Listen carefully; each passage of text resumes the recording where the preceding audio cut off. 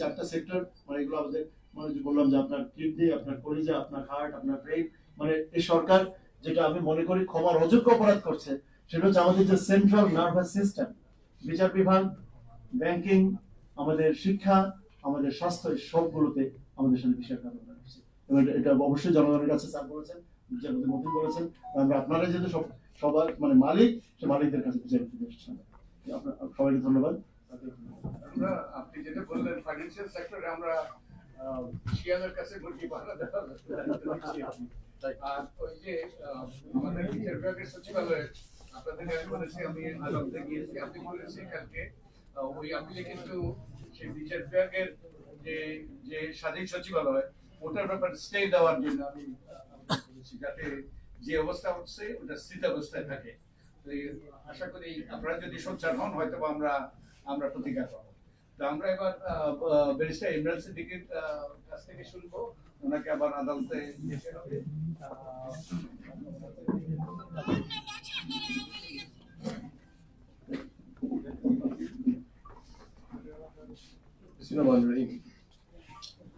আজকের অনুষ্ঠানের সভাপতি সম্মানিত অতিথিবৃন্দ, আসসালামু আলাইকুম।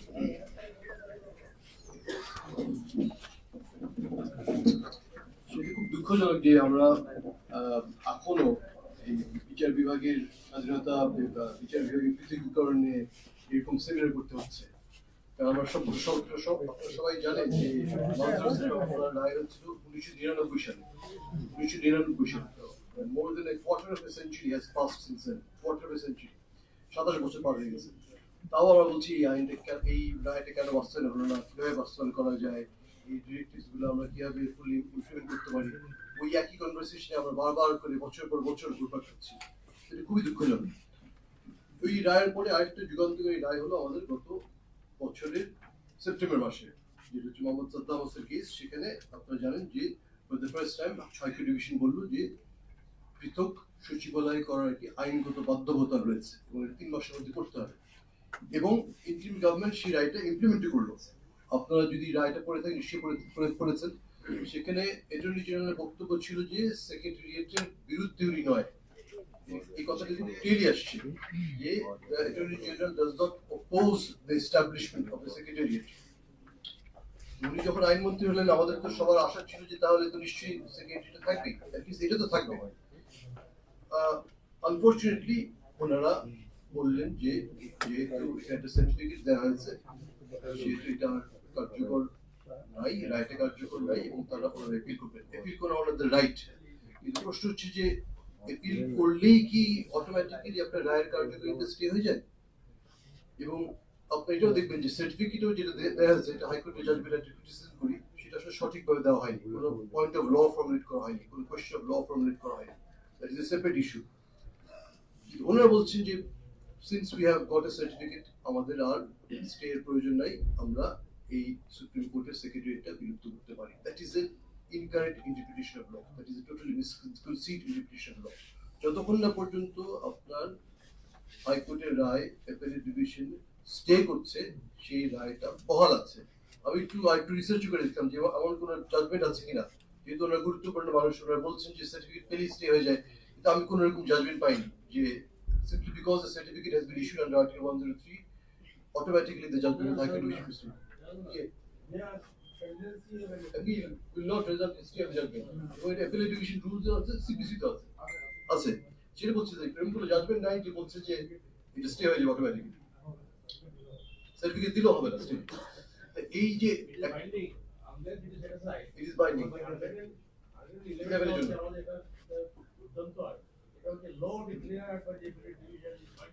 absolutely. Judgment of the federal court judgment about the act law is binding upon the court and the action as far as practicable. Because আমরা প্রায় যে বলছি binding upon parliament line করবে, supreme line করবে। তো সেই জন্যই কি মানে মেয়ের filing of N appeal will not result in stay of the judgment, অর্থাৎ হাইকোর্টের রায়টা বহাল আছে। অ্যাপেলেট ডিভিশন রুলস এটা স্পেসিফিকলি বলে দেওয়া আছে যে শুধুমাত্র অ্যাপিল করা হয়েছে এই কারণেই, কিন্তু হাইকোর্টের রায় কখনো স্থগিত হবে না। অর্থাৎ এখানে এই রায়টা বাস্তবায়ন করাটা সরকারের একটি লিগ্যাল অব্লিগেশন।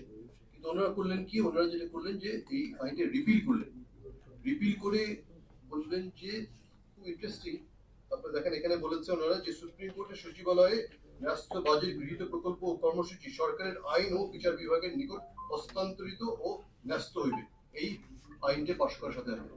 অর্থাৎ সুপ্রিম কোর্ট সচিবালয়ে যেটুকু দায়িত্ব দেওয়া হয়েছিল পুরাটাই ওরা আবার আইন মন্ত্রণালয় ধরে নিয়ে গেল। Restoration of status co auntie in complete violation of the judgment of the High Court division. এটা উনি করতে পারে না, কোনো করার সুযোগই নেই। এটা একমাত্র করতে পারে যদি অ্যাপিলটা শুনানি হয়ে অ্যাপিলটা অ্যালাউ হয়ে যায়, তারপর সেই অ্যাপিলের ডিভিশন রায় রাখি করতে পারে।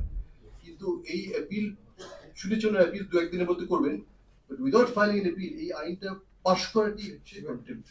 It is a contempt of the contempt of supreme court, কোনো সন্দেহ নেই। এই প্রক্রিয়াটাই, এন্টায়ার প্রক্রিয়াটাই ছিল আপনার in violation of the judgment of the Supreme Court। এই কথাটা আমাদের বুঝতে হবে। আরেকটা কথা আমি বলে শেষ করে দিচ্ছি যে এখানে তো আমাদের জনগণের প্রত্যাশাটা কি, আমাদের যেটা জনপ্রত্যাশাটা কি, জনপ্রত্যাশাটা কিন্তু আমাদের জুলাই চার্টারে রিফ্লেক্টেড হয়েছে। মাসের পর মাস 30-এর অধিক পলিটিক্যাল পার্টিরা যখন বসে ন্যাশনাল কনসেনসাস কমিশনে বসে ওনারা এই বিষয়ে আলোচনা করেছেন। আমি একবারের মতো আমার জানা মতে এরকম কখনো কোনো পলিটিক্যাল পার্টি বলে নেই যে সুপ্রিম কোর্টের সেক্রেটারি থাকতে পারবে না, এই কথাটা কেউ বলে, এবং সবাই জুডিশিয়াল ইন্ডিপেন্ডেন্সের পক্ষে বলেছেন। এই চার্টারের যে প্রভিশনস গুলা বা আমাদের যে জনপ্রত্যাশাটা, সেখান থেকে কিন্তু আমরা সরে আসছি। এটা আমাদেরকে খেয়াল রাখতে হবে। আমাদেরকে হতাশ হলে চলবে না, আশাবাদী হতে হবে, যেহেতু আইনমন্ত্রী আমাদেরকে প্রতিশ্রুতি দিয়েছেন উনি একটা আরেকটু ভালো আইন দিবেন। আমরা লেট আস বি হোপফুল, এবং আমরা আশা করি উনি দ্রুততম সময়ের মধ্যেই উনার প্রতিশ্রুতি রক্ষা করবেন। ধন্যবাদ।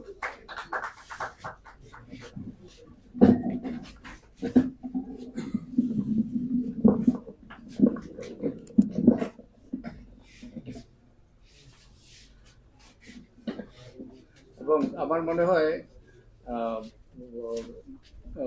আমাদের ব্যারিস্টার ইমরান সিদ্দিকী যেটা বলেছে এটা আমাদের উপলব্ধিতে নেওয়া দরকার, যে সরকার যে সচিবালয়টাকে আইন মন্ত্রণালয়ে পাঠিয়ে দিয়েছে, এটা it's a contempt of the high court judgement.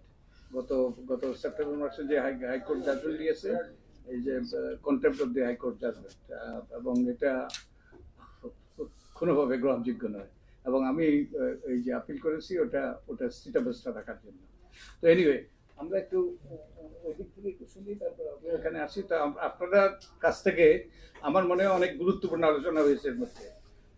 কেন এই আইনগুলো আমাদের সরকারের অনুমোদন করা দরকার ছিল, কিংবা পরিবর্তন করে আরো ভালো আইন যদি তারা মনে করে সেটা এই যে সংসদে পাশ করা উচিত ছিল। এই নিয়ে এই প্রেক্ষাপটটি এর গুরুত্বপূর্ণ যুক্তিগুলো উত্থাপন করা হয়েছে। তা আপনাদের কাছ থেকে আমরা একটু শুনতে চাই, মালিকদের কাছ থেকে।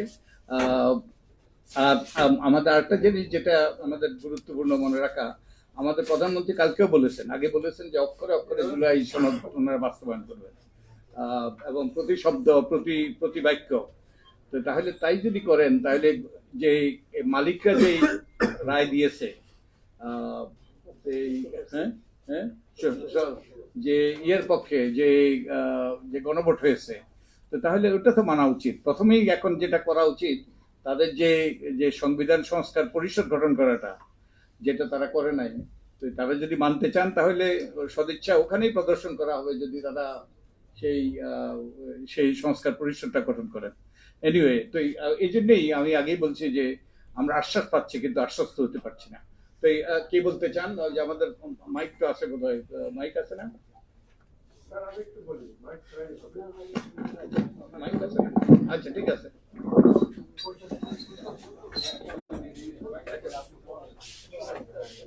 আচ্ছা, ঠিক আছে, বলেন সংক্ষেপে বলেন, আমরা যাতে অনেকের কাছ থেকে শুনতে পারি। ওকে।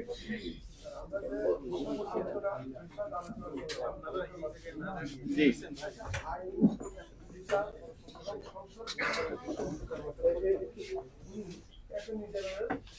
তার আগে উনি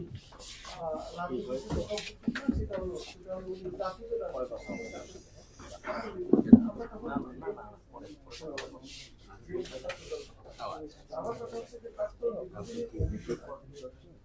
এইখানে আইনটা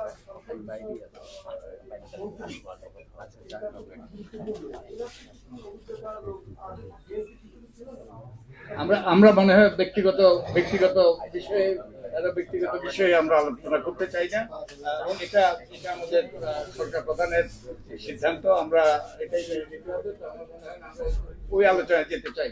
আচ্ছা, আর কে বলতে চান? জি জি।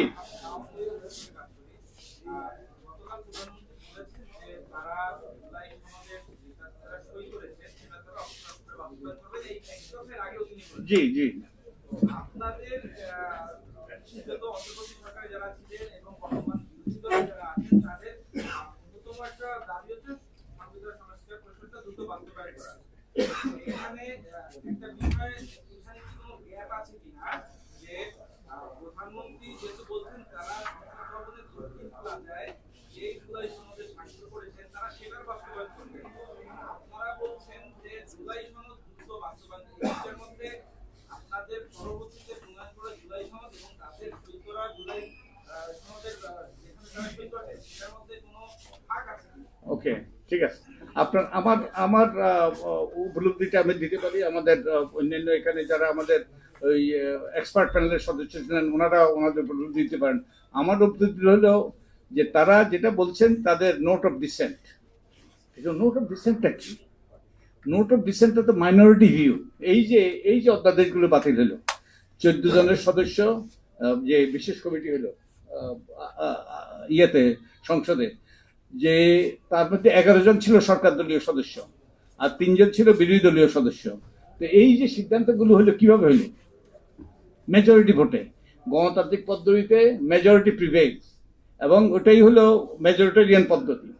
তো এখন ওনারা যদি ওনাদের মাইনরিটি ভিউ নিয়ে যদি বলেন যে ওটাই ওই যে করতে হবে, তাহলে আমার তো মনে হয় না ওনারা গণতান্ত্রিক পদ্ধতিতে অগ্রসর হচ্ছেন, গণতান্ত্রিক যে রীতিনীতি সেটা শ্রদ্ধা প্রদর্শন করছেন।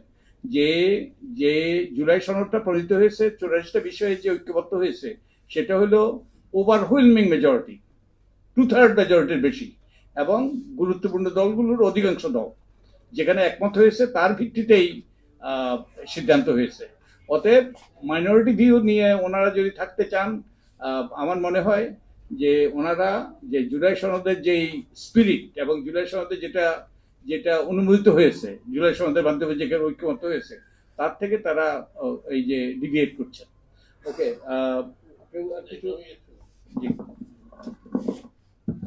পলিটিক্যাল পার্টি, কোনো পার্টি সারা দেশকে রিপ্রেজেন্ট করে না, তার মতামত যারা মানে তাদেরকে দিয়ে করে কয়েকটা দল।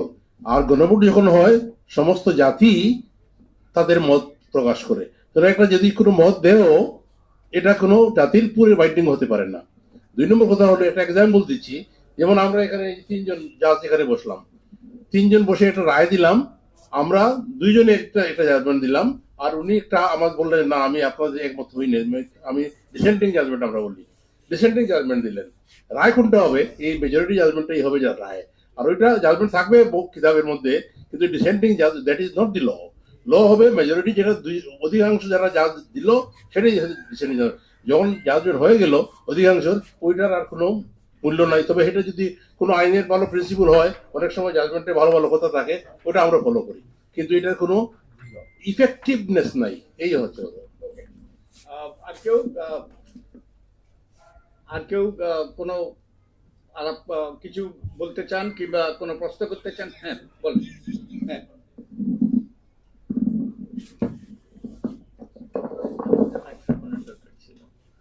না আসলে এখানে ওনাদের যে বক্তব্য সেটা ডক্টর বদিউল আলম মজুমদার যেটা বলেছেন, হ্যাঁ ওনারা মিন করছেন যে ডিসেন্টিং অপিনিয়ন গুলোকে ধরে ওনারা এই বাস্তবায়নের দিকে এগিয়ে যাবেন। কিন্তু এই কথাটা কি আমরা জাস্ট ফেস ভ্যালুতে নিতে পারি?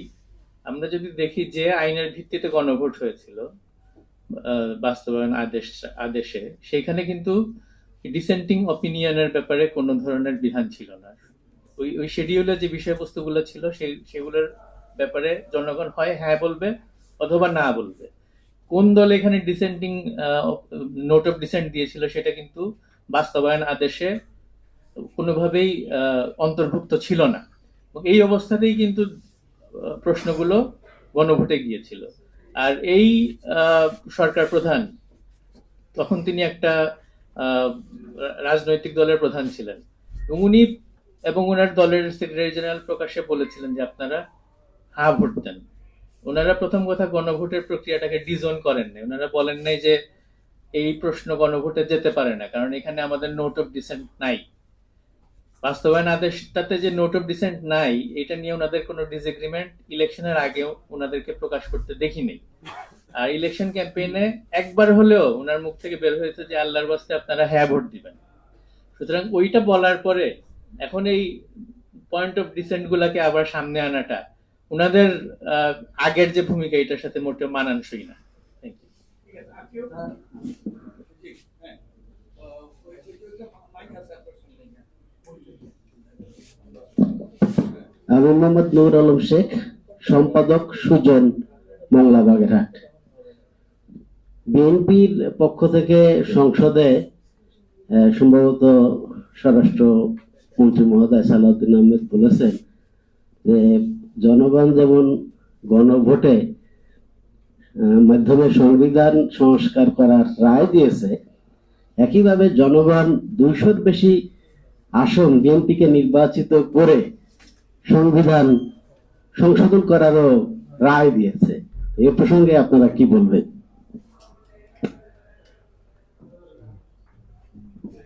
এই প্রসঙ্গে আমার বক্তব্য হলো যে জুলাই জাতীয় সনদ 2025 এবং তারপরে সংবিধান সংস্কার আদেশ, জনগণ কিন্তু ওটা অনুমোদন করেছে এবং জনগণের রায় দিয়েছে, এবং ওই আদেশটাও তারা অনুমোদন করেছে।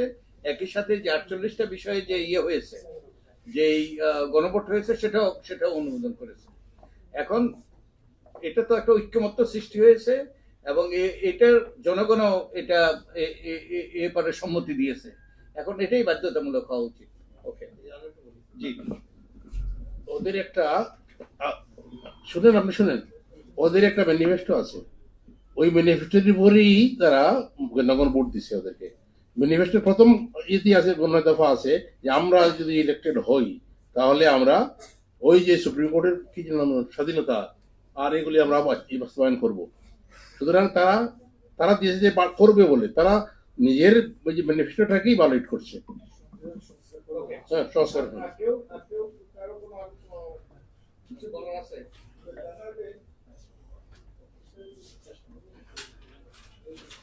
তাহলে আমরা আমাদের সাথে আরেকজন যুক্ত হয়েছেন, সৈয়দ হাসিবুদ্দিন হোসেন।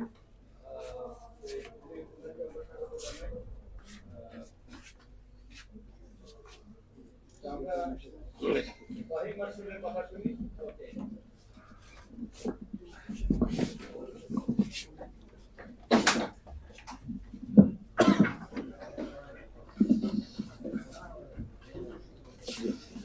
ধন্যবাদ বদুল ভাই। আসলে বাংলাদেশের যে কোনো রাজনৈতিক এবং সোশ্যাল পরিবর্তনের ক্ষেত্রে আসলে রাজনৈতিক দলগুলোর যেরকম একটা ভূমিকা আছে, সুশীল সমাজেরও ভূমিকা আছে। আসলে আমার কাছে মনে হয় যে সুজন এবং বদুল ভাই যেই রোল প্লে করছে, এটা আসলে মানে অফকোর্স উদাহরণ তো অফকোর্স, কিন্তু আমি একটু হতাশ যে আসলে সেই এরকম আসলে আরো অনেকেরই সোচ্চার হওয়া উচিত ছিল। বাট বিভিন্ন কারণে আমরা দেখছি যে আমাদের সুশীল সমাজ কোনো একটা অদৃশ্য কারণে সেভাবে এত এই যে 70% মতো লোক একটা জন রায় দিল, সেটার কে ধারণ করে সেটাকে ইমপ্লিমেন্ট করার জন্য যেই পরিমাণ নাগরিক প্রেশার দরকার ছিল, সেটা কিন্তু আসলে আমরা ওভাবে দেখছি না। তো সেই জন্য আসলে আমি কিছুটা হলেও একটু হতাশ, এবং অ্যাট দ্য সেম টাইম আজকে আমরা যেই আলোচনাটা করছি, যদিও আজকে আলোচনাটা মেইনলি বিচার বিভাগের স্বাধীনতা নিয়ে, বাট প্রসঙ্গক্রমে গণভোটের ব্যাপারটাও চলে এসছে, জুলাই সনদের ব্যাপারও আসছে, এবং এখানে কিন্তু জুলাই সনদ এবং গণভোটের মধ্যে কিন্তু একটা যে পার্থক্য আছে এটা অনেক ক্ষেত্রে আমরা বুঝি না। আমার কাছে মনে হয় এই পার্থক্যটা আমাদের বোঝা উচিত, কারণ জুলাই সনদ কিন্তু গতকালও মাননীয় প্রধানমন্ত্রী একটি জনসভায় বলেছেন যে জুলাই সনদ অক্ষরে অক্ষরে পালন করা হবে। তো সরি, তো প্রবলেমটা হচ্ছে যে জুলাই সনদ অক্ষরে অক্ষরে পালন করলে, যে একটু আগে যে বলা হলো যে নোট অফ ডিসেন্ট, সরকার বা সরকারি দল কিন্তু জুলাই সনদ বলতে নোট অফ ডিসেন্ট সহকারেই বুঝে, এবং সেটাই তাদের পক্ষে বোঝাটা স্বাভাবিক, এবং সেটাই প্রমোট করাটাই তাদের জন্য স্বাভাবিক। কিন্তু জুলাই সনদের উপরে কিন্তু আসলে গণভোট, এবং আমরা অনেক ক্ষেত্রে নিজেরাই কনফিউজ করে ফেলি যে আমরা বলি যে জুলাই সনদ আদায় করতে হবে, আমাদের আসলে বলা উচিত গণভোট আদায় করতে হবে। চিফ ইলেকশন কমিশন, তারপরে তত্ত্বাবধায়ক সরকার, এই ব্যাপারগুলিতে কিন্তু জুলাই সনদের থেকে প্রস্তাব নিয়েই গণভোট ফর্মুলেশনটা করা হয়েছে, যে 4টা প্রশ্ন ছিল। তো যখন গণভোট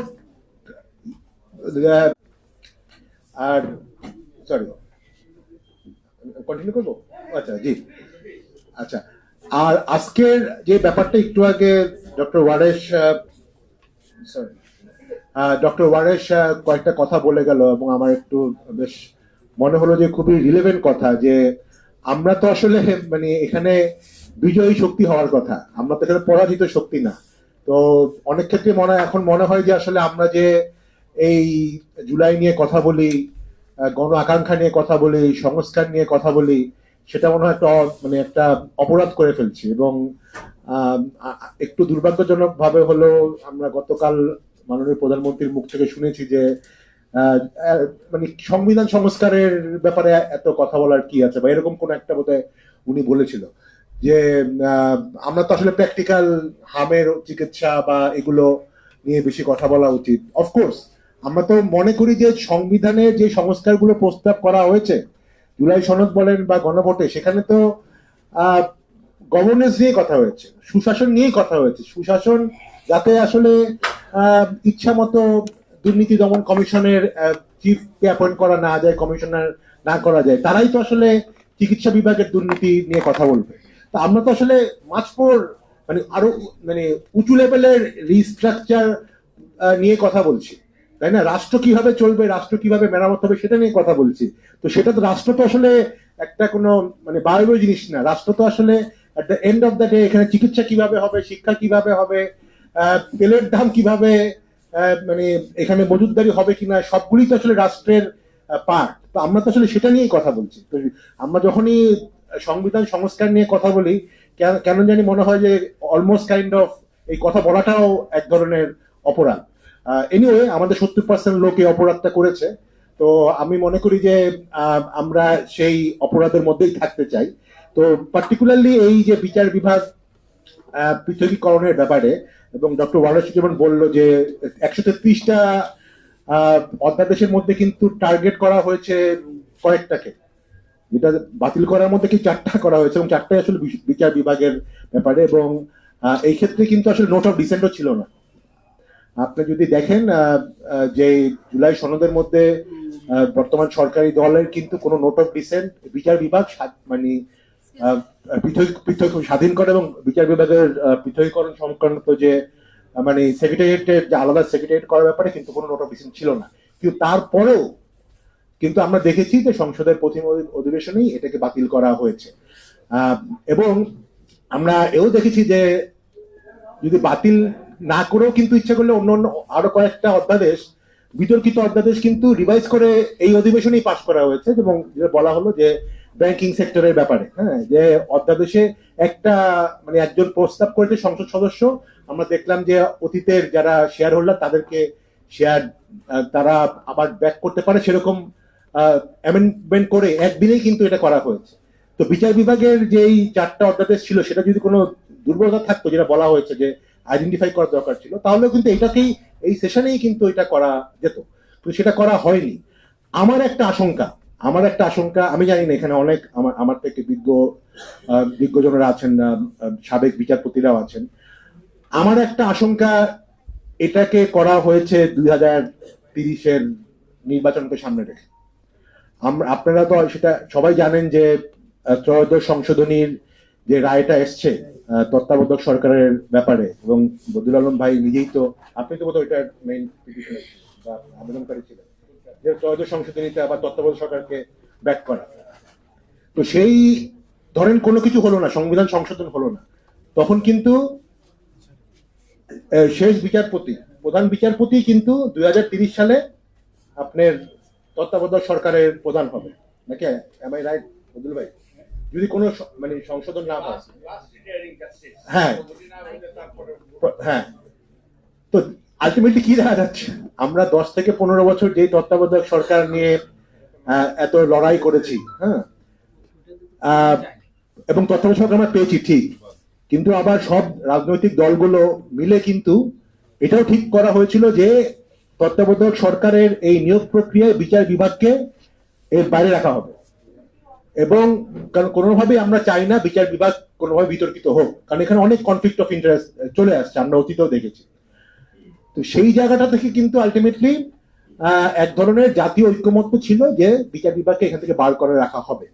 কিন্তু আমরা দেখছি যে যা বোঝা যাচ্ছে যে আলটিমেটলি যদি জুলাই মানে গণভোটের মানে এই সংস্কারগুলো কোনোভাবে যদি সংবিধানে না ইনকর্পোরেট করা হয়, তাহলে কিন্তু আলটিমেটলি 2030 সালে বিচার বিভাগই আসলে তত্ত্বাবধায়ক সরকারের প্রধান হবে।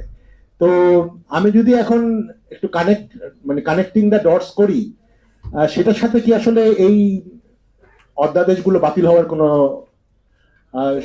যোগসূত্র আছে কিনা, সেইটা কিন্তু আমাদের মনে, কারণ আমরা তো আসলে গড়পড়া গরু সিঁদুর দেখলেই ভয় পাই। আমরা কিন্তু ধরেন জাস্টিস হাসানের কেসও জানি, যেখান থেকে আসলে সবচেয়ে যেই ট্রিগারটা হয়েছিল। আমি আসলে মানে এই প্রশ্নটা দিয়েই শেষ করব যে আসলে কি এই যে বিচার বিভাগের যেই সংস্কারগুলোকে বাধা দেওয়া হচ্ছে বা যেটা একটা জাতীয় ঐক্যমত আছে, সেটা কি শুধু সাধারণ একটা টেকনিক্যাল ব্যাপার, নাকি এর মধ্যে একটা রাজনৈতিক এবং আমাদের ভবিষ্যতে রাজনীতি কিভাবে চলবে, ভবিষ্যতে সরকার কিভাবে নির্বাচন হবে, তারও একটা কানেকশন আছে?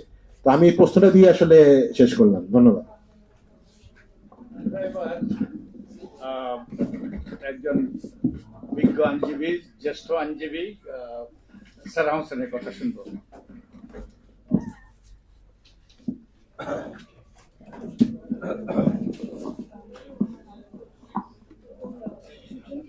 সুজনকে আমাকে এই গোল টেবিলে আমন্ত্রণ জানার জন্য বিশেষ ধন্যবাদ। কারণ গোল টেবিলে আমরা অনেক সময় দেখি, আমরা ফার্স্টলি গোল টেবিলে নাই, কিন্তু গোল টেবিলে অনেক সময় দেখি যে বিভিন্ন মতামত সেখানে আসে। এখানে যে মতামতগুলো শুনেছেন প্রায় সকলেই এক। আমি একটু ভিন্ন মত পোষণ করবো, হয়তো শেষ রেজাল্টটা একই হবে যে হ্যাঁ, দুইটা আইনই আমরা আবার ফেরত চাচ্ছি এবং আরো জোরদার ভাবে ফেরত চাচ্ছি। কিন্তু এখানে অনেক বক্তব্য এসছে যেটার সাথে আমার খুবই দ্বিমতই আছে, সিরিয়াস দ্বিমত আছে। বারবার যে প্রক্রিয়ার মাধ্যমে এগুলো হচ্ছে, আপনারা বারবার বলছেন যে জুলাই সনদকে আমাদের রাখতেই হবে, অ্যাট অল কস্ট যা বলা আছে সবই রাখতে হবে, এবং গণভোটকেও আমাদের রাখতে হবে, গণভোটের ফলাফল রাখতে হবে। শ্রদ্ধেয় ডক্টর মজুমদার বলেছেন যে এটা একটা গণতান্ত্রিক প্রক্রিয়া এসছে, কিন্তু এটা গণতান্ত্রিক, আপনাদের যে ঐক্যমত্য কমিশন, এটাকে কোনোভাবে গণতান্ত্রিক প্রক্রিয়া বলা যায় না। এটা সিলেক্টিভ প্রসেস, কয়েকজনকে নিয়ে আপনারা বসে ডিসিশন নিয়েছেন। গণতন্ত্র ওখানে কোথায় ছিল? কিসের নির্বাচন? কে এসছে বাইরে থেকে, কে কথা বলতে পেরেছে? কেউ না। আমরা সেই ছবিটা আপনাদের সবার মনে আছে। আজকে খুব এক্সেপশনাল স্টেজে একজন নারী বসা, ওই ছবিটা আপনার মনে আছে, যেখানে একজন নারী ছিল না। এই জুডিশিয়াল রিফর্ম কমিশন, যেখানে আমার কলিগ ব্যারিস্টার শাওন খুব ভালো ভূমিকা পালন করেছেন, অবশ্যই নিঃসন্দেহে, ওখানে একজন নারী ছিলেন না, একজনও না। পুরা বিচার ব্যবস্থা নিয়ে কথা হচ্ছে, আমাদের অল্প হলেও কয়েকজন নারী বিচারক বিচারপতি আছেন, অল্প হলেও আমরা কয়েকজন আইনজীবী আছি, লিটিগেন্ট অনেক আছেন, বিচার প্রার্থী অনেক নারী আছেন, একজনে কিন্তু ওখানে সম্পৃক্ত করা হয়নি। সো আমরা অন্তর্বর্তীকালীন প্রসেসটা অফকোর্স সবাই আমরা সমর্থন করছি, কিন্তু ওই প্রসেসেও যে অনেকে বাদ দেওয়া হয়েছে, এটা আমাদের অবশ্যই স্বীকার করতে হবে। আর গণভোটের কথা, গণভোটে 70% ভোট দিতে পারেন। এখানে আপনারা হয়তো অনেকে ভোট দিয়েছেন পক্ষে, কেউ হয়তো বিপক্ষে ভোট দিয়েছেন। এখনই আপনাদেরকে জিজ্ঞেস করি, গণভোটের তৃতীয় প্রশ্ন যেটা ছিল, আরো 30টি যে সংস্কার প্রস্তাব আছে, সেটার সাথে আপনি একমত কিনা? আপনার হাত তুলে আমাকে বলেন, কয়জন আমাকে বলতে পারবেন ওই 30টা প্রস্তাব কি ছিল? একজন হয়তো, আই থিঙ্ক স্যার দুইজন হয়তো বলতে পারবেন, ফাহিম ভাই হয়তো বলতে পারবেন, নিঃসন্দেহে বলতে পারবেন, আর কেউ পারবেন না। তো আপনারা কিসের জন্য ভোট দিয়েছেন সেটা আপনারা, আই ডোন্ট থিঙ্ক আপনারা বলতে পারবেন আমাকে যে আপনারা জানেন অ্যাকচুয়ালি। তো এটা একটা বড় প্রশ্ন যে আপনি ভোট দিচ্ছেন কিসের জন্য দিচ্ছেন। এটা আইনের একটা মিনিমাম ব্যাপার, যে আইনের একটা নিশ্চয়তা থাকতে হবে, আইনটা কি সেটা আমাদের সবার জানতে হবে। তো আমি যে ভোট দিই, কিসের জন্য ভোট দিচ্ছি হ্যাঁ না আমি এটা জানি, কিন্তু কিসের জন্য হ্যাঁ দিচ্ছি এটা আমি যদি না জানি তাহলে আই এম নট শিওর ওই ভোটের কতদূর মূল্য আছে। দ্য পয়েন্ট ইজ, যেটা আমরা সবাই বুঝেছি যে গণভোটে ভোট দেওয়া হ্যাঁ মানে পরিবর্তনের জন্য ভোট দেওয়া। এগুলো এই স্লোগানগুলো আপনার চারিদিকে দেখেছেন, সারা দেশ জুড়ে দেখেছেন যে পরিবর্তনের জন্য হ্যাঁ ভোট দিবে। পরিবর্তনের মানেটা কি ওটা কিন্তু এভাবে ব্যাখ্যা সেভাবে দেওয়া হয়নি। সংস্কারের জন্য, that's fine, we want change, এটা আমরা এগ্রি করতে পারি, এটার কনসেনসাস আমাদের আছে, আমরা সবাই চাচ্ছি, কিন্তু কিভাবে এক্স্যাক্টলি কি পয়েন্ট সেটা ওইভাবে আমরা ক্লিয়ার না। মোটা দাগে আমরা ক্লিয়ার, কিন্তু ফাইন পয়েন্টে অনেক ডিবেট হতে পারে। আই থিঙ্ক সেটাই হলো এখন পয়েন্ট, যে পয়েন্টে ব্যারিস্টার ইমরান সিদ্দিকীও বললেন যে বর্তমান আইনমন্ত্রী যখন অ্যাটর্নি জেনারেল ছিলেন, যখন কোর্টের সামনে ছিলেন সুপ্রিম কোর্টের সচিবালয়ের মামলায়, তখন উনি কিন্তু বলেছেন যে সচিবালয়ের ব্যাপারে আমার দ্বিমত নেই। এখনো উনি যেটা সংসদে বলছেন যে আমরা এই আইনগুলো আবার হয়তো করব, একদম যে করবে না সেটাও বলছে না।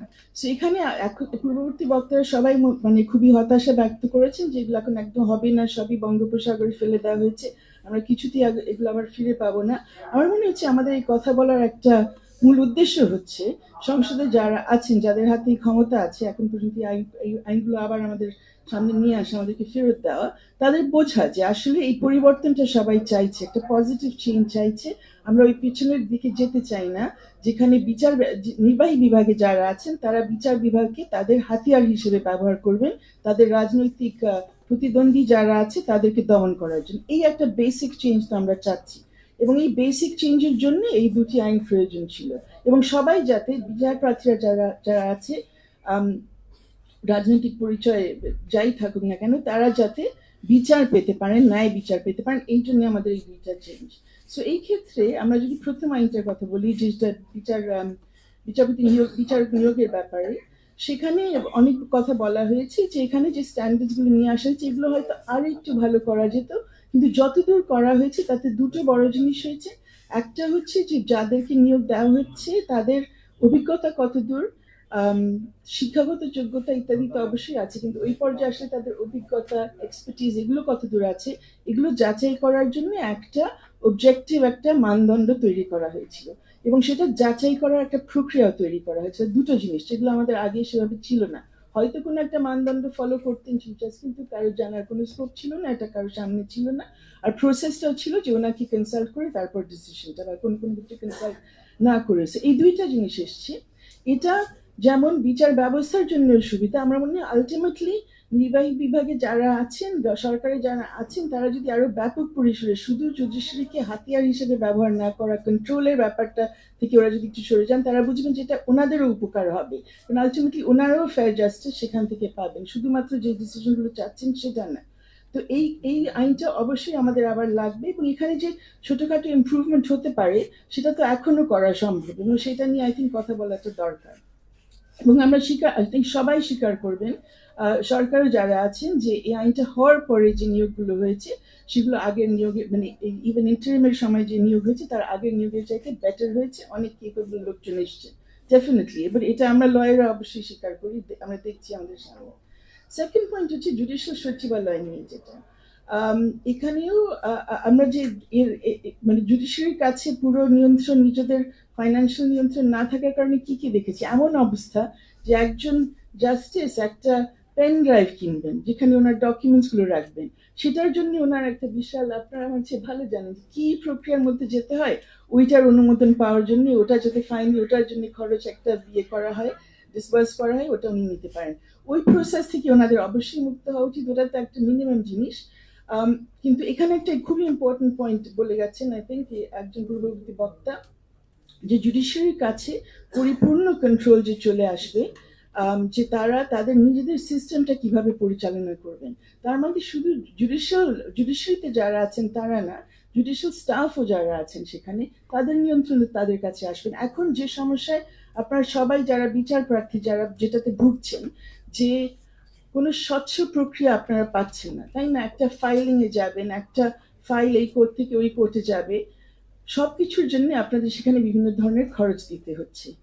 কোনো কিছু কিন্তু স্বচ্ছভাবে আনফর্চুনেটলি হয় না। এটা নিয়ে আমরা কেউ কথা বলি না, কাজও করতে পারি না, কোনো পরিবর্তন আনতে পারছি না। এগুলো আনতে হলে সেখানে যারা কাজ করেন তাদেরকে তো একটা স্ট্যান্ডার্ডে নিয়ে আসতে হবে। সেই সুযোগটা কোর্টের কাছে দিয়ে দেওয়া হচ্ছিল, যদি এই সচিবালয়টা থাকতো। তো এখন আমাদের সামনে সচিবালয় নিয়ে দুটো পথ খুলেছে।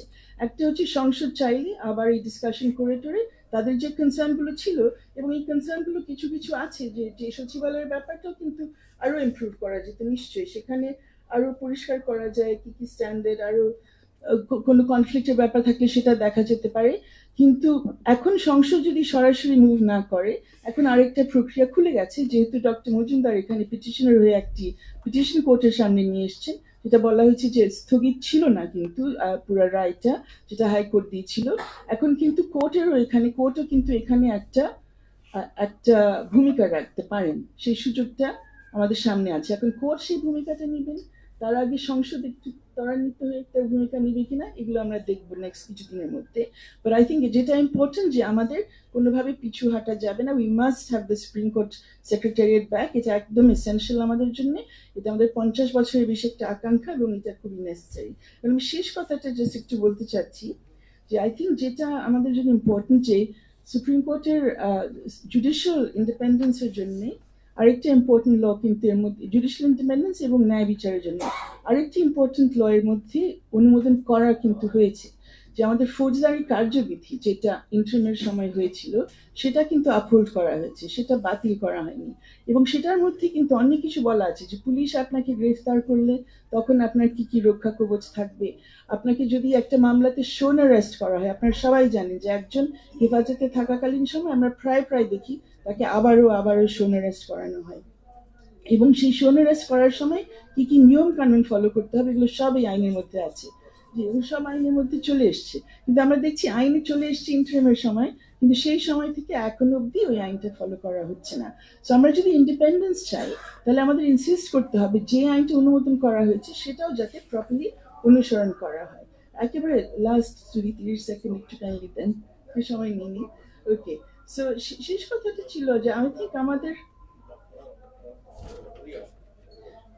ওই আইনটা আমাদের এসছে, পজিটিভ আইন ইন্টারিমের সময় এসছে, এবং ওই আইনটা ধরে রেখে, এবং গভর্নমেন্ট ওটা না আমি অন্য বক্তা আছি যেটা শেষ করতে চাচ্ছি। সো এই আইনের বাইরে যে কথাটা বলতে চাচ্ছিলাম, যে আমাদেরও কিন্তু একটু খেয়াল রাখতে হবে যে আমরা যখন সংস্কারের কথা বলছি, খালি ভবিষ্যতের সংস্কারের কথা না ভেবে আমাদের সামনে যা হচ্ছে সেটা নিয়েও কিন্তু সচেতন হয়ে মুখ খোলা দরকার। সো যে এই আইনগুলোর প্রেক্ষাপট, মানে এই আইনগুলোর দুটো আইনের প্রয়োজনীয়তার প্রেক্ষাপটটা ছিল যে জুডিশিয়ারি নিয়ে আমাদের পাবলিকের আস্থা অনেক কমে গেছে। আমরা সবাই মনে করছি যে জুডিশিয়ারিকে আসলেই সরকারের হাতিয়ার হিসেবে ব্যবহার করা হয়েছে, এবং এই কথাগুলো আপনার এই ত্রয়োদশ সংশোধনী রায়টা যদি পড়েন সেখানেও দেখবেন যে এগুলোর প্রতিফলন পাবেন, খুব স্পষ্টভাবে বলা হয়েছে। এবং অতীতে আমাদের এই গত 15 বছরের বা 17 বছরের কথা যদি বলি, আমরা দেখেছি কি কি ঘটনা ঘটে গেছে।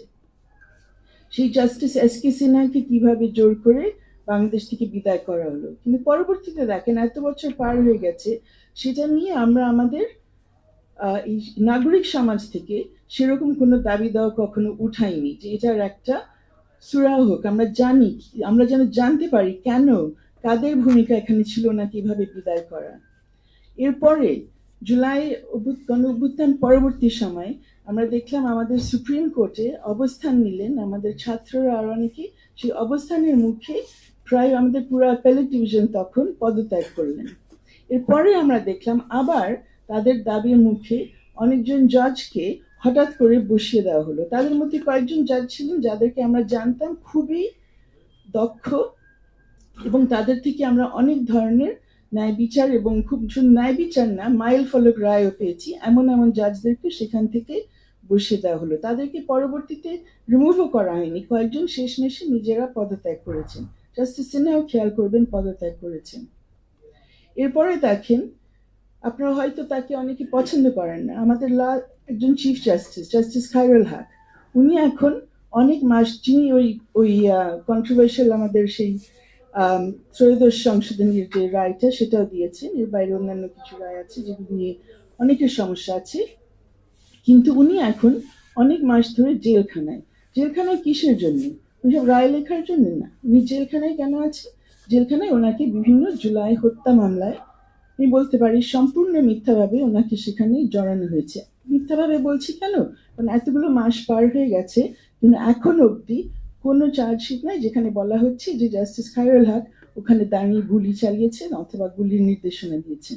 এটা নিয়ে আমরা কি মুখ খুলছি? নাগরিক সমাজ, সুশীল সমাজ, সুজন, বাংলাদেশ বার অ্যাসোসিয়েশন, বার সমিতি, কেউ না, চুপ হয়ে আছি। কোর্টগুলো তাও জামিন দিচ্ছে, কিন্তু অনেক সময় কোর্টে যেটা করতে হচ্ছে, আমাদের দুইজন জাস্টিস যারা আমাদের সামনে আছেন ওনাদের ব্যাপারে আমরা দেখতাম যে ওনারা কোনো রায় দেওয়ার সময় ওনাদের সামনে যে কাগজপত্র, সামনে যে দুই পক্ষের আইনজীবী এবং ওনাদের বিবেক, এই তিনটা জিনিস বিবেচনা করে ওনারা রায় দিতেন। কিন্তু এখন এবং অতীতে যেটা আমরা দেখেছি, বিভিন্ন সময় বিচারপতিদের সেটা করা সম্ভব হয় না, তাদের পিছনে তাকাতে হয়, করিডোরে কোন গোয়েন্দা বাহিনীর কে আছে, কি রিপোর্ট করছে, এটা তাদের ভাবতে হয়। অনেকের এত বেশি অনেক চিন্তা থাকে, তারা তাই করেন। অতীতে দেখেছি জাস্টিস সিনহা যখন গেছেন, আমার মনে হয় গোয়েন্দা বাহিনীর কারণে উনি গেছেন। যারা রিজাইন করেছেন মেবি তাদের সামনে লোকজন ছিল, তাদের ভয় ছিল, ভীতি ছিল, সেই জন্য চলে গেছে। এখন খায়রুল হক কেন বেরোতে পারছে না? জামিন দেওয়ার পরেও ভাবতে হচ্ছে পরবর্তীতে কি হবে, যে জাস্টিস জামিন এখানে দিচ্ছেন। এখনো না, তারপরে আবার শোর অ্যারেস্ট করা হয়েছে। আমি সেই জন্য বলছি যে আমাদের এই দুইটা আইনের পক্ষে অবশ্যই বলবো যে এই দুইটা আইন পুনর্বহাল হোক, আরো ভালোভাবে, আরো শক্তভাবে। কিন্তু পাশাপাশি এই প্র্যাকটিসগুলো যদি আমাদের বন্ধ না হয়, শুধু এই দুই আইনটা নিলে আমাদের কিন্তু কাজ হবে না। সেই জন্য আমাদের সিলেক্টিভ না হয়ে ইভেন যাদেরকে প্রতিপক্ষ মনে করছেন তাদের জন্য কিন্তু ন্যায় বিচার দাবি আমাদের করতেই হবে ইমিডিয়েটলি। ধন্যবাদ।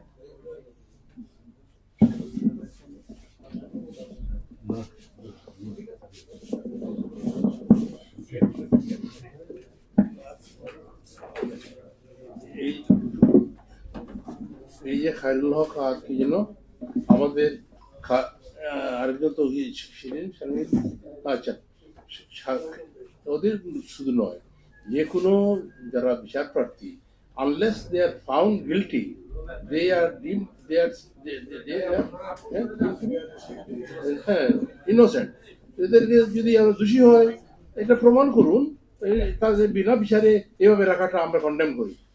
দুই নম্বর হচ্ছে যে আর কি যেন শিরি শারমিন যেভাবে এটা স্পিকারকে আপনি যেভাবে বলেন যে আমরা কনস্টিটিউশন মানে কনস্টিটিউশন অনুযায়ী তো সে তো স্পিকার, তো তাকে এইভাবে হেনস্থা করা, এর বাইরে আমাদের লজ্জায় আমরা মাথা দেখাতে পারি না। যেটা জাতি সে দোষী করুক, এইভাবে আপনি টানা হেঁচড়া করে আপনি কি কেসে নিলেন, এতদিন এরেস্ট করলেন না কেন, তাই না? এখন করলেন যখন এটা মহিলা, তো সে এমনি বেল পেতে পারে, ওইখানেই আপনি বেল দিলেন না কেন তাকে? এদেরকে যদি আপনি নির্যাতন করেন বা অপমান করেন, এটা জুডিশিয়ারিকে অপমান করেন, জাতিকে অপমান করেন। সুতরাং আমরা একমত আপনার সাথে যে এটা ভিত্তিক বললে হবে না, এটা আপনাকে বিচার করতে হবে যে এরা তো এখনো কোনো বিচারই হয় নাই, বিচার একদিনে করেন না করে এদেরকে। আর দুই নম্বর হচ্ছে এরা কিনা খায়রুল হক যে একটা মানুষকে গুলি করবে, আই ডোন্ট বিলিভ, তাই না?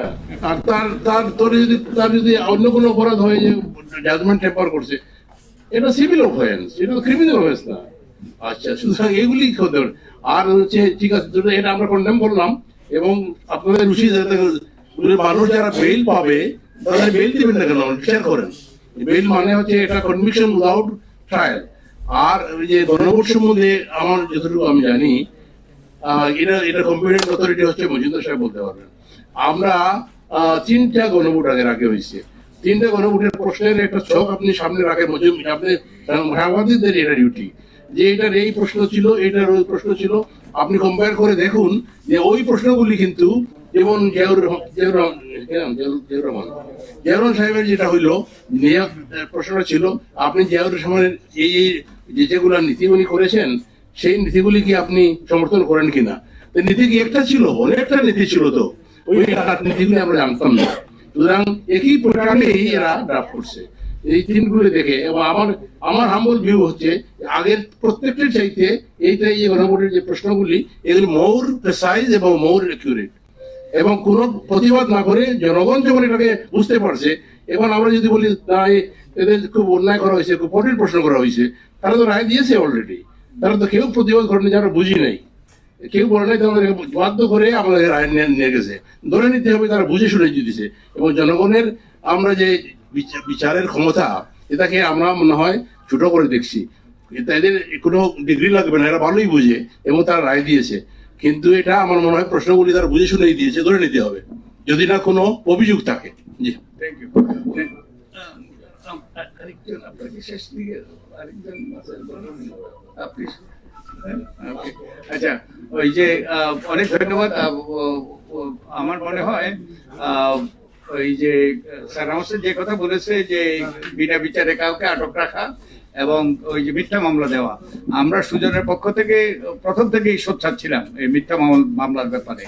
তো এই এবং আমরা বলেছিলাম যে একটা লয়ার্স প্যানেল তৈরি করে যারা ভিকটিম তারা যেন ওই যে কারা কারা সত্যিকার অর্থেই ওই তাদের বিরুদ্ধে যেই ইয়ে হচ্ছে, যেই মামলা হচ্ছে, কারা কারা সত্যিকার ভাবে জড়িত ছিল, ওই এক প্যানেল অফ লয়ার যেন তাদেরকে সহায়তা করে। কিন্তু এগুলো রাখা হয়নি, তো আমরা এর বিরুদ্ধে ছিলাম। আরেকটা কথা স্যারা বলেছেন যে এই যে 30টা দলের সাথে যে আলাপ করে যেই জুলাই চার্টার করা হইলে এটা কোনোটা গণতান্ত্রিক। হ্যাঁ, আমরা তো সেই প্রাচীন রোমে আমাদের ডিরেক্ট ডেমোক্রেসি ছিল, সেই জনগণ সবাই মিলে এসে সিদ্ধান্ত নিত। কিন্তু এখন তো আমাদের পরোক্ষ গণতন্ত্র, আমাদের প্রতিনিধিদের মাধ্যমে গণতন্ত্র। আর আমরা যেটা করেছি এই যে এবার এই জুলাই চার্টারের আমাদের এর কিন্তু প্রেসিডেন্ট আছে। আগে আমাদের প্রেসিডেন্টটা হলো যে 90 সালে মনে আছে তো 3 জোটের রূপরেখায় কয়েকটা দল মাত্র সম্মত হয়েছে, এবং তখনকার তৃতীয় বৃহত্তম দল সেটা ছিল জাতীয় পার্টি, ওর সাথে যুক্ত ছিল না। এবং 3 জোটের রূপরেখা কিন্তু রাজনৈতিক দলগুলোই একমত হয়ে তারা সংবিধানের বাইরে কিছু সিদ্ধান্ত নিয়েছে। এবং 3 জোটের রূপরেখা তো লিখিত ছিল না, সংবিধানের বাইরে তারা সিদ্ধান্ত নিয়েছে কি, তারা বিচারপতি শাহাবুদ্দিনকে তত্ত্বাবধায়ক সরকারের প্রধান করা হয়েছে, ওটাই কোনো সংবিধানে ছিল। এবং পরবর্তীতে তারা এটার অনুমোদন দিয়েছে।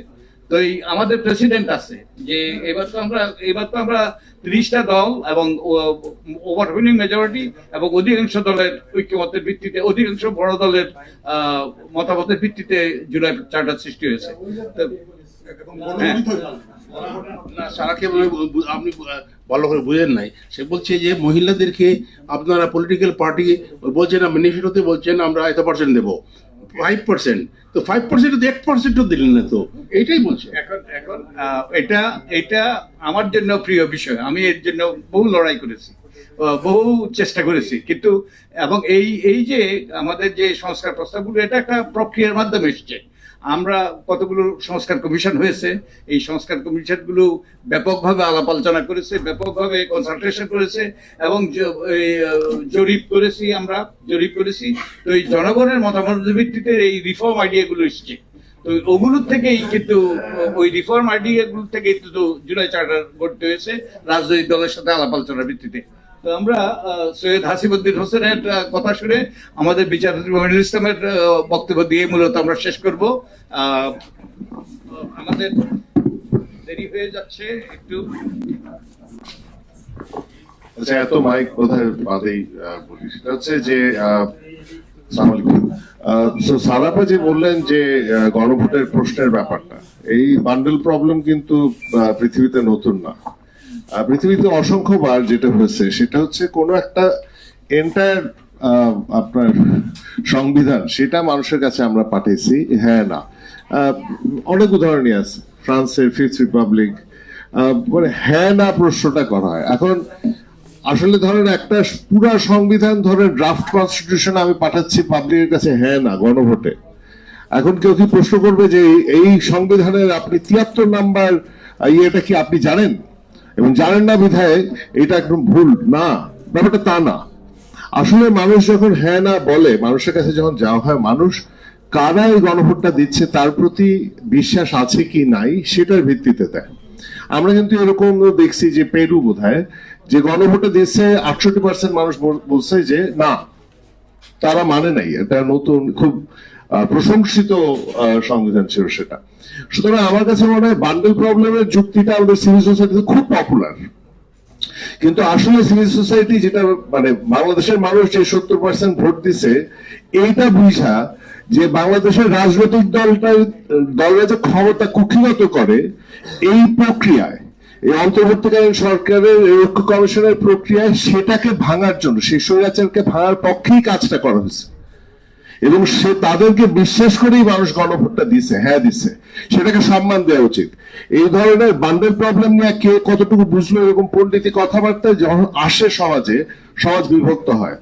সমাজের 70% মানুষ গণভোট দিছেন এবং তারা চান যে এই জুলাই সনদের যে স্পিরিট, যে ক্ষমতার যে এক জায়গায় কুক্ষিগত করে রাখা হয়েছে সেটাকে ছড়া দেওয়া, সেটার পক্ষে দিছে। দ্বিতীয় যে জিনিসটা আপনাদেরকে আমি জানাইতে চাই সেটা হচ্ছে গতকাল আমাদের প্রধানমন্ত্রী বলেছেন যে জুলাই সনদ অক্ষরে অক্ষরে পালন করা হবে। এতে তো আমাদের সবার খুব খুশি হয়ে যাওয়ার কথা, কিন্তু আমি আপনাদেরকে জানাচ্ছি যে জুলাই সনদ অক্ষরে অক্ষরে পালন করাটা, এটার পিছনে একটা বিরাট গল্প আছে, যে গল্পটা আসলে পাবলিকলি বলা হয় না। সেটা হচ্ছে আপনারা যদি জুলাই সনদটা আসলেই পড়েন, আপনি দেখবেন যে তার বেশিরভাগ মানে আপনার প্রস্তাবের এগেইনস্টে লেখা আছে যে রাজনৈতিক দল তাদের নির্বাচনী ইশতেহারে যা বলা হয়েছে সেটাই পালন করা হবে। এই জন্য আসলে আমাদের প্রধানমন্ত্রী বলেন যে অক্ষরে অক্ষরে জুলাই সনদ পালন করা হবে। কিন্তু এইখানে আমরা যতজন মানুষ আছি তারা সবাই তো জানি যে জুলাই সনদ তো আসলে ঠিক নির্বাচনের ইশতেহারে যা আছে তা পালন করার কথা না। এটা তো হওয়ার কথা হচ্ছে বাংলাদেশের মানুষের যে আকাঙ্ক্ষা, এই যে আমরা সবাই মিলে আলাপ আলোচনা করে যেটা বের করছি যে কিভাবে স্বৈরাচার যাতে না আসবে, সেটাই পালন করার কথা। এটার গল্পটার পিছনের গল্পটা হচ্ছে আমরা যারা ঐক্য কমিশনে ছিলাম, আমরা 17 অক্টোবর জুলাই সনদ সাইন করি। এই সাইন করার আগে 14 অক্টোবর আমাদেরকে ফাইনাল ভার্সন পাঠানো হয় যে এটা হচ্ছে জুলাই সনদ।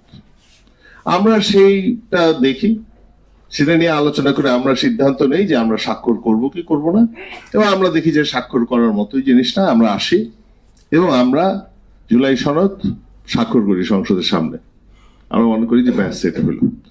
কিন্তু আমরা যেটা জানতাম না সেটা হচ্ছে এই 3 দিনের ভিতরে একটা গন্ডগোল হয়েছিল। এই 3 দিনের ভিতরে জুলাই সনদটা পরিবর্তিত হয় আমাদের